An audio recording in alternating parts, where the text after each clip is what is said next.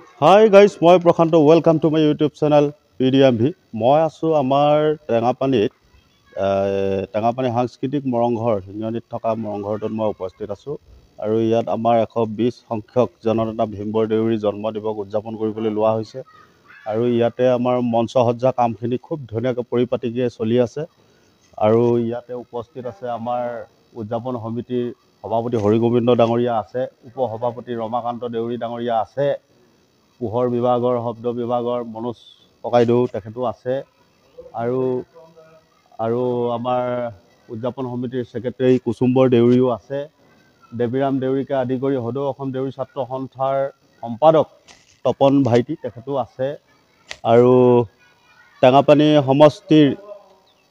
সমষ্টিৰ দেউৰী সাহিত্য শাসিত পৰিষদৰ জেনেৰেল মেম্বাৰ তেখেতো উপস্থিত আছে আৰু ইয়াতে মঞ্চটো কি ধৰণে আচলতে সজোৱা হৈছে, কিমান আগবাঢ়িছে কামবিলাক, কেনেকুৱা ড্ৰয়িঙেৰে কৰা হ'ব, কি কৰিব লাগিব নালাগিব, এই বস্তুখিনি চাবৰ কাৰণে আমি ইয়াত সমবেত হৈছোঁহি আৰু গোটেই ভিডিঅ'টো আপোনালোকে শেষলৈকে অলপো স্কিপ নকৰাকৈ চাই থাকিব, যিমান পাৰে শ্বেয়াৰ কৰিব লগ বন্ধু বান্ধৱৰ মাজত।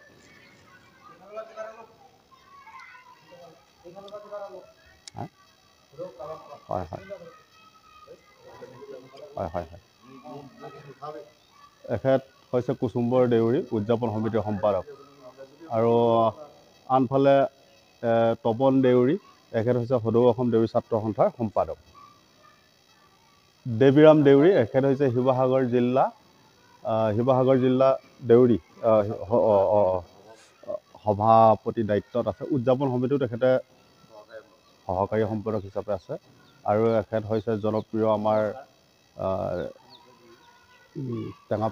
টেঙাপানী সমষ্টিৰ পৰা নৱনিৰ্বাচিত প্ৰতিনিধি দেউৰী সাহিত্য শাসিত পৰিষদৰ জেনেৰেল মেম্বাৰ সোণেশ্বৰ দেউৰী ডাঙৰীয়া, আমাৰ মনোজ ককাইদেউ আছে, এখেত পোহৰ বিভাগৰ মানে সম্পাদক, উপসভাপতি ৰমাকান্ত দেউৰী ডাঙৰীয়া আছে, হৰিগোবিন্দ দেউৰী ডাঙৰীয়া আছে সভাপতি।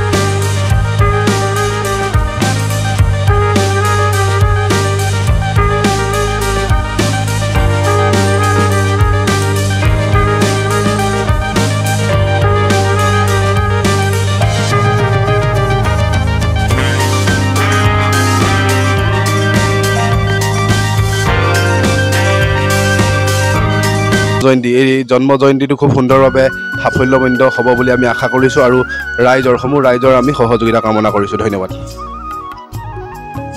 গাইজ আমাৰ কাৰ্যসূচীত চিত্ৰাংকন প্ৰতিযোগিতাও আছে, ৰচনা প্ৰতিযোগিতাও আছে। আমি সেইকাৰণে আমি ছাত্ৰ ছাত্ৰীসকলক মানে নিমন্ত্ৰণ জনাবৰ কাৰণে অংশগ্ৰহণ কৰিবলৈ বুলি আমি চিঠি দিবলৈ আহিলোঁ।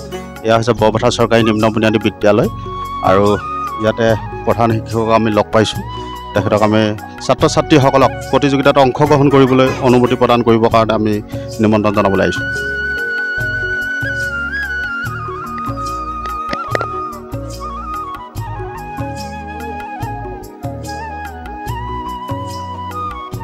হেল্ল', তোমাৰ নাম ক'বা?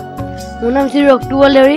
তুমিতো গম পাইছা 16 মে তাৰিখে ইয়াত জননেতা ভীমবৰ দেউৰীৰ জন্মদিৱস উদযাপন কৰিবলৈ লোৱা হৈছে। তাতো চিত্ৰাংকন প্ৰতিযোগিতা আৰু ৰচনা প্ৰতিযোগিতা পতা হ'ব। তুমি যাবানে অংশগ্ৰহণ কৰিবলৈ? যাম। যাবা? ভীমবৰ দেউৰীৰ ওপৰত ৰচনা লিখিব পাৰিবা? নোৱাৰিম। আৰু আছে নহয় 5-6 দিনমান, তুমি চেষ্টা কৰিলে পাৰিবা নাই? পাৰিম। চিত্ৰ আঁকিব পাৰিবা নাই? পাৰিম। সন্ধিয়াৰ সাংস্কৃতিক সন্ধিয়া অনুষ্ঠানৰ আয়োজন কৰা হৈছে আৰু ইয়াতে আপোনালোকক মই বেনাৰখন দেখাব চেষ্টা কৰিছোঁ দৰ্শকৰ কাৰণে। জন্মদিৱস উদযাপন 16 মে 2023 মঙলবাৰ। সাংস্কৃতিক সন্ধিয়াৰ মুখ্য আকৰ্ষণ স্মৃত ৰঞ্জন আৰু পৰিস্মিতা গগৈ। লগতে সাংস্কৃতিক সন্ধিয়াৰ আমন্ত্ৰিত শিল্পী আছে ভিতালী দেউৰী, প্ৰশান্ত দেউৰী, সংগীতা দেউৰী, বিশ্বজিৎ দেউৰী। আমাৰ দৰ্শকসকলক সকলোকে আহি সাংস্কৃতিক সন্ধিয়া উপভোগ কৰিবলৈ অনুৰোধ জনোৱা হৈছে। স্ক্ৰীণত আপোনালোকে দেখিবলৈ পাইছে সকলো বিষয়ববীয়া 120 সংখ্যক জননেতা ভীমবৰ দেউৰীৰ জন্মদিৱস উদযাপনৰ কাৰণে একে লেঠাৰীয়ে নেৰা নেপেৰাকৈ সকলোখিনি কাম কৰিবলৈ তেখেতলোকে উদ্যত হৈ কামখিনি কৰি আছে। বৰ্তমান আপোনালোকে স্ক্ৰীণত দেখিবলৈ পাইছে এয়া হৈছে আমাৰ অন্যান্য বিভাগৰ বিষয়ববীয়াসকলে কাম কাজ কৰি থকা মুহূৰ্ত।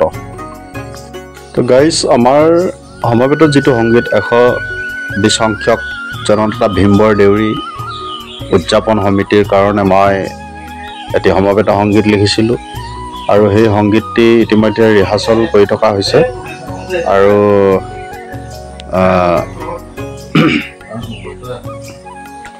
আমাৰ শিল্পীসকলো আহিব এতিয়া আৰু তাহাঁতক মই ৰিহাৰ্চলটো কৰাই আছোঁ সংগীতটো।